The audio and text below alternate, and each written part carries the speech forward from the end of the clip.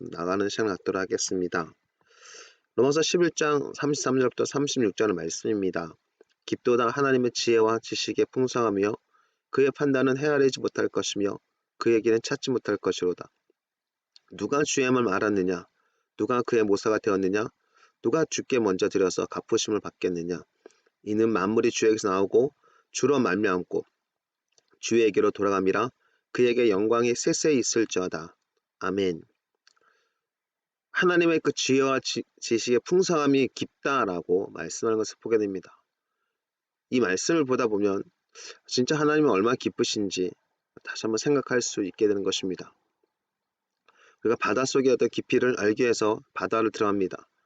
바다의 어떤 심연이라는 곳에 있죠. 깊은 바다의 모습. 아직까지 바다가 깊다는 것은 알고 있지만 깊은 바다 안에 얼마나 깊은 곳인지 모르는 그런 것도 있는 것을 보게 됩니다.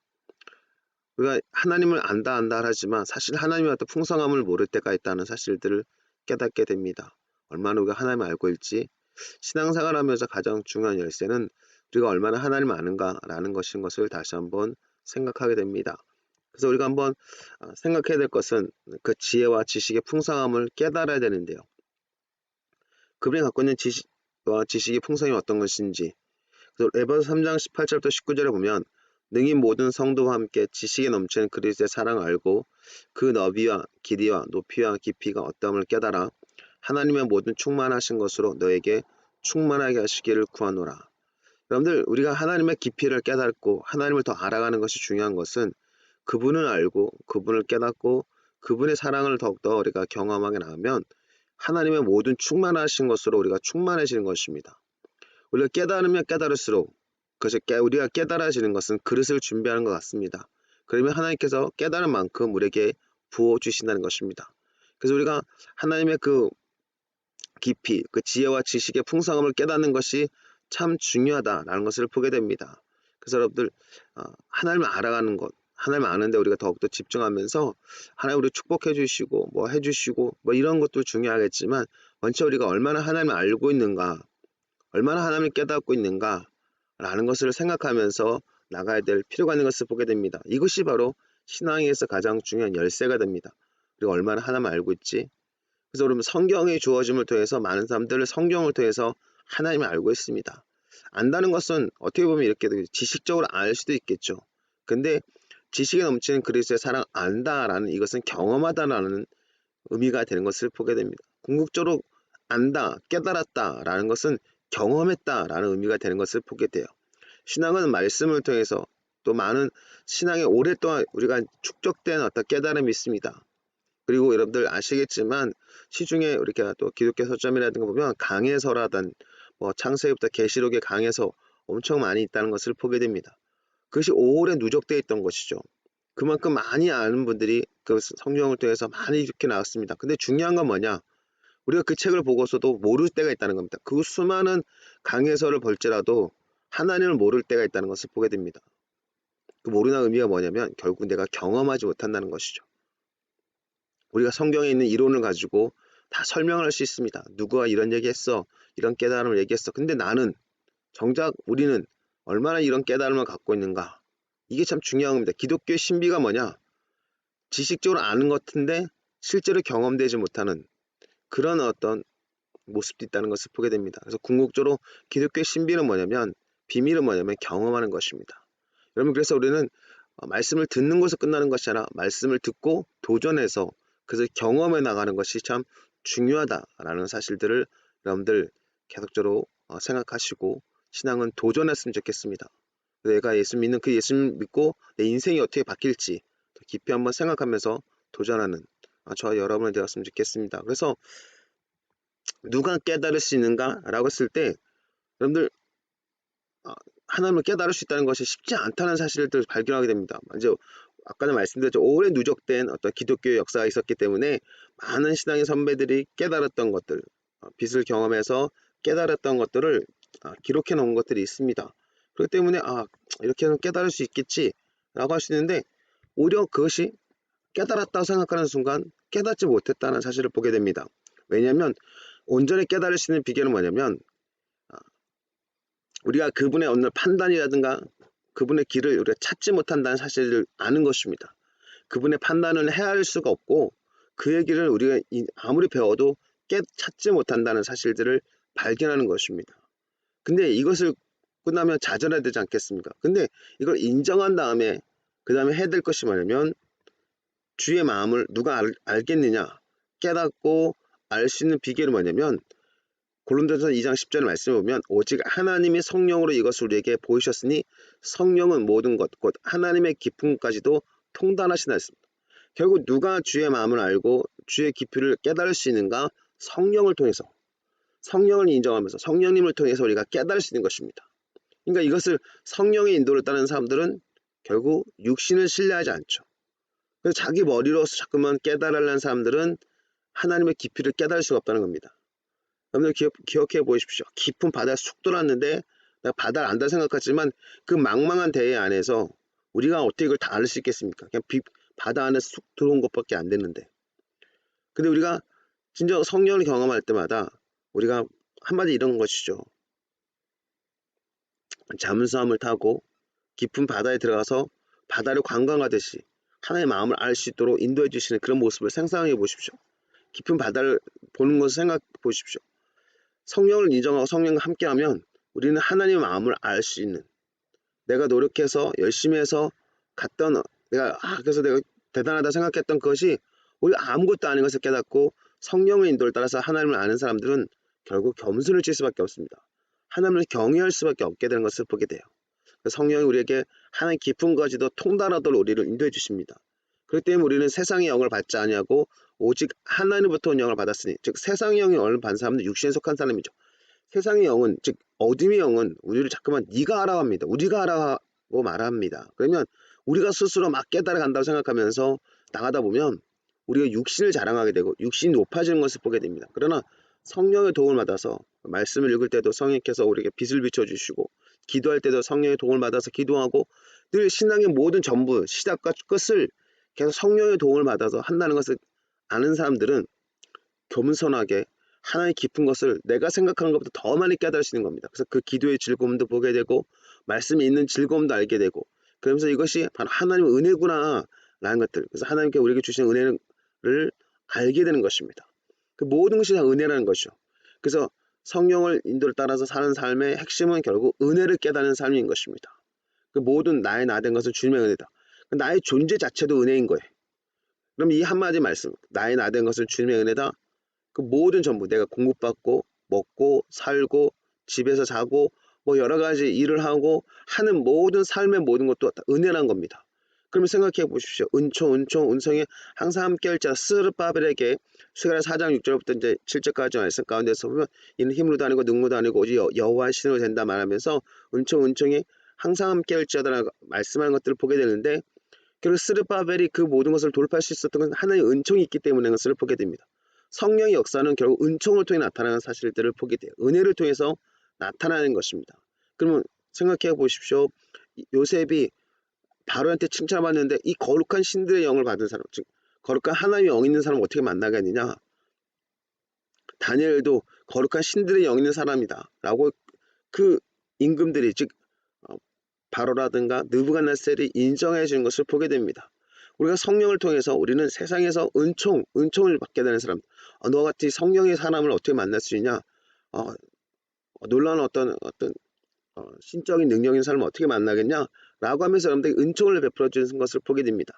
여러분, 그렇기 때문에 우리는 세상을 통치해 나가는 하나님의 방법을 성령의 인도를 통해서 깨달아가는 것입니다. 그래서 교회에서 우리가 말씀을 통해서 성령의 중요성을 깨달으면 삶에 계속 적용하는 겁니다. 성령님과 함께 동행하는 것을 계속 추구해 나가는 것입니다. 그러면 삶에서 우리에게 은총들이, 은혜가 베풀어져서 여러분들 삶 가운데서 하나님의 놀라운 돌파들이 열어지게 될 것입니다. 사람들이 나에게 호의를 베푼 것도 하나의 은총인 거죠. 여러분, 그렇기 때문에 하나의 은혜가 넘치면 사람들이 나에게 좋은 곳으로 계속적으로 나를 이끌어 줄 수밖에 없습니다. 왜냐하면 그것이 하나의 은총의 모습이거든요. 하나님의 은혜의 모습입니다. 사람들이 나를 배격했던 사람들도, 원수가 됐던 사람들도 하나님의 은혜가 임하면 그들과 우리가 화평하게 되는 것을 보게 됩니다. 그렇기 때문에 여러분들 성령을 인정하고 사는 사람들은 결국 은혜를 경험하게 되고 그 은혜를 통해서 하나님의 마음을 알게 되고 또한 하나님께서 우리에게 주신 것들을 깨달을 수 있는 그런 삶의 모습을 갖게 된 것을 보게 됩니다. 누가 그의 모사, 즉 상담자가 되었느냐라고 말씀하는데요. 여러분 이사야 9장 6절에 보면 이는 한 아기가 우리에게 낳고 한 아들을 우리에게 주신 바 되었는데 그의 어깨는 정사를 메었고 그의 이름은 기묘자라 모사라 전능하신 하나님이라 영존하신 아버지라 평강의 왕이라 할 것임이라 되었습니다. 그럼 모사란 단어가 카운슬러거든요. 동일하게 이제 구약과 신약이 모사란 단어를 쓰는데 언어적인 어떤 모습은 다르지만 동일하게 상담하다는 사람이라는 것을 보게 됩니다. 예수님 이름 자체가 상담자예요. 상담자. 여러분 예수님께 우리가 모든 인생을 상담할 수 있다는 겁니다. 우리가 상담해 줄 수 있는 지금 많은 상담학이 있고 사람들 상담해 주는데 궁극적으로 진정한 상담은 예수님께서 해주신다는 사실들을 우리가 기억하고 예수님께 나가서 우리가 기도하면서 그분께 우리 인생 상담을 하는 것이 참 중요한 것을 보게 됩니다. 예수의 이름 안에 바로 상담이 있다는 것을 보게 됩니다. 그렇기 때문에 여러분들 누가 그의 모사가 될 수 있는가? 그를 상담을 줄 수 있겠습니까? 못합니다. 우리가 그분께 상담을 받을 수 있죠. 예수 그리스도를 믿는 사람들은 하나님의 상담을 통해서 우리 인생의 문제를 해결해 갈 수 있는 것입니다. 그래서 기도라는 것은 우리가 인생에서 이거 해주세요 저거 해주세요가 아니라 우리가 요구해가지고 하는 것이 하나님 이것을 어떻게 풀어가면 되겠습니까? 마치 다윗이 하나님께서 함께 했을 때 강성한 자가 됐다는 것을 우리가 사무엘 5장의 말씀 가운데서 보게 됩니다. 그럼 어떻게 그가 하나님께서 함께 하심을 경험하는가? 결국 이겁니다. 상담한 거죠. 하나님 내가 블레셋과 싸워야 됩니까? 하나님께서 올라가라 싸워라 라고 할 때 그 말씀을 듣고 그냥 가서 싸우는 거예요. 어떻게 싸워야 됩니까? 이렇게 하라. 하나님께 상담하고 나가니까 하나님께서 지혜를 주셔서 그래서 이겨나올 수 있도록 한다는 것입니다. 하나님께서 우리에게 전략을 주시고 안내를 해주신 겁니다. 이렇게 하면 너가 이렇게 될 수 있어. 우리 인생의 모든 앞날에 대해서 걱정하고 근심할 때 하나님 이거 해주시고요. 난 이거 필요해서 이거 해주시길 원합니다. 라고 기도하는 것도 중요하겠죠. 그래서 우리의 요청입니다. 우리가 생각해서 우리가 주장하는 주는 삶이지만 하나님께서 나의 삶을 주장해 주는 삶은 어떤 것이냐? 결국 하나님께 맡기는 겁니다. 하나님 어떻게 하면 될까요? 하나님 이걸 어떻게 풀어가면 좋을까요? 하나님께 여쭤보면서 그 문제를 풀어갈 수 있는 그것이 바로 진정한 기도의 모습이라는 사실들을 우리가 보게 되는 것이죠. 왜 이렇게 될 수밖에 없냐면 하나님께 우리가 드리는 삶이 없다는 겁니다. 우리 먼저 주님께 드려서 갚음을 받겠느냐는데 하나님께 드려가지고 하나님부터 나 하나님께 드렸으니까 헌신했으니까 하나님께서 나에게 책임져 주실 거야. 이게 받을 수 있는 사람이 있겠냐 이거죠. 없다는 겁니다. 왜냐하면 처음 출발이 하나님에서 출발한다는 겁니다. 이는 만물이 주에게서 나오고 줄로 만명하고 주에게로 돌아갑니다. 그에게 영광이 세세히 있을지어다. 아멘. 만물의 출발과 시작, 지금 존재하는 가치와 끝나는 것도 다 주님께서 역사하신 거란 겁니다. 그러니까 누가 자기가 헌신했다라고 자기가 뭘 드렸다라고 하면서 헌신했으니까 하나님께서 보상해 주시겠지 이렇게 생각할 수 있는 사람이 없다는 겁니다. 다 이 모든 것도 하나님께서 주장하고 계신 모습이라는 것이죠. 그러니까 겸손하게 우리가 해야 될 것이 있는데 그래서 우리가 해야 될 것은 무엇인지 그러니까 우리가 이 말씀을 통해서 기억해야 될 것은 뭐냐면 아무도 자기에게 헌신한 사람이 없다는 사실을 기억하셔야 됩니다. 그래서 헌신했다라고 자랑하는 사람이 있다면 그 사람은 잘못된 사람인 거죠. 그건 교만한 사람입니다. 내가 헌신했으니까. 그런데 이것은 우리를 높이는 모습인 것을 보게 됩니다. 그래서 여러분들 자기를 포장한 사람도 있어요. 내가 하나님께 헌신하고 뭐 이렇게 했다는 사람이 있는데 아무것도 없습니다. 여러분들. 하나님께 드리고 갚으심을 받는 사람이 아무도 없다라는 사실을 보게 됩니다. 그럼 우리가 해야 될 일은 무엇인가? 우리가 해야 될 것이 뭐냐면 그 다음에 말씀이에요. 로마서 12장 1절에 보면 그러므로 형제들아 내가 하나님 모든 자비하심으로 너희를 권하노니 너희 몸을 하나님 기뻐하시는 거룩한 산 제물로 드리라. 이는 너희가 드릴 영적 예배라. 그러니까 산 제물 드린 겁니다. 나는 죽었습니다. 나는 항복합니다. 나의 자신을 주님 앞에 항복하는 것이 바로 진정한 거룩한 산 제물을 우리 몸을 거룩한 산 제물을 드리는 것이 우리가 해야 될 일이라는 것을 보게 됩니다. 그러면 우리가 이 산 제물을 드리는 모습이 어떤 것이냐?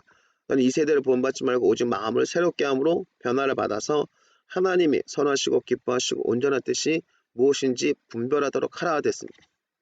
그러니까 우리가 하나님께 드렸을 때 먼저 우리가 새롭게 된 모습이 어떠면 계속 하나님이 원하신 것이 무엇인지 우선순위가 뭐냐면 하나님이 원하신 것이 무엇인지를 생각하는 것입니다. 이것이 바로 진짜 하나님께 드려진 모습이겠죠. 하나님께 온전 산제물 된 모습인 것을 보게 됩니다. 그래서 우리가 하나님께 드렸으니까 보상해달라고 할 수도 없는 거예요.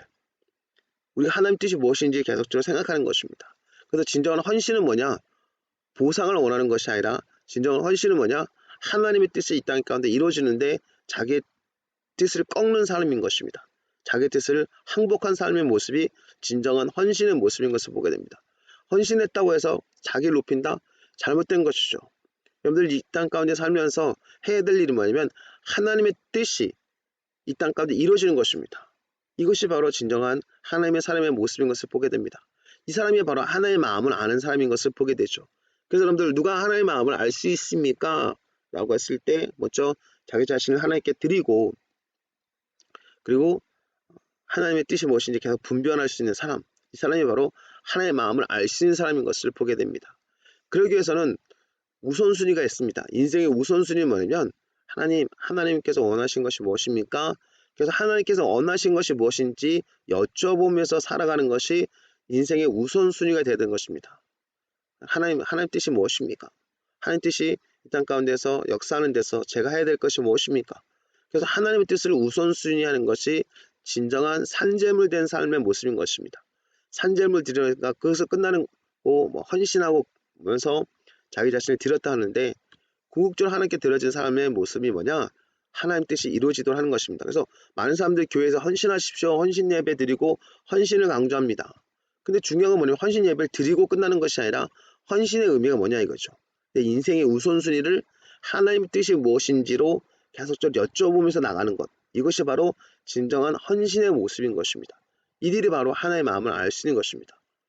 내가 뭘 해가지고 하나님께서 역사하실 거야. 자기 높인다라는 사람도 있어요.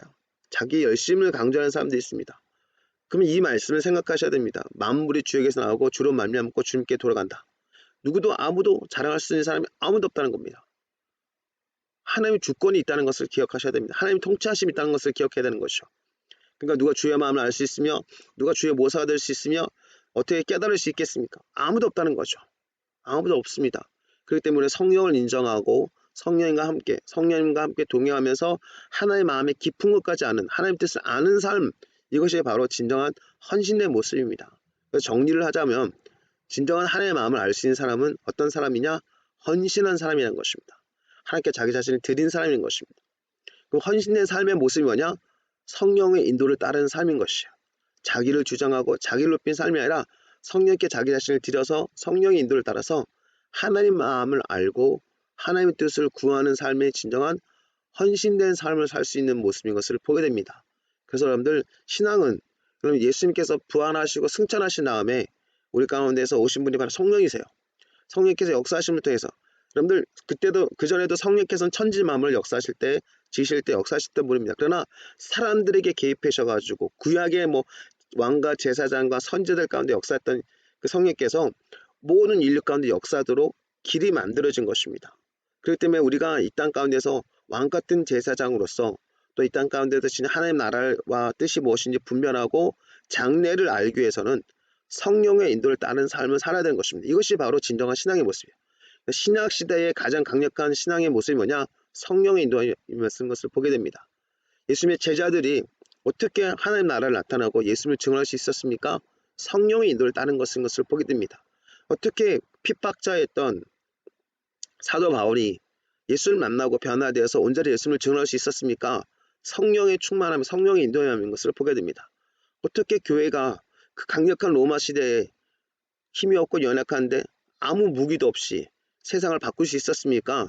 바로 성령의 인도함이었다는 것을 보게 됩니다.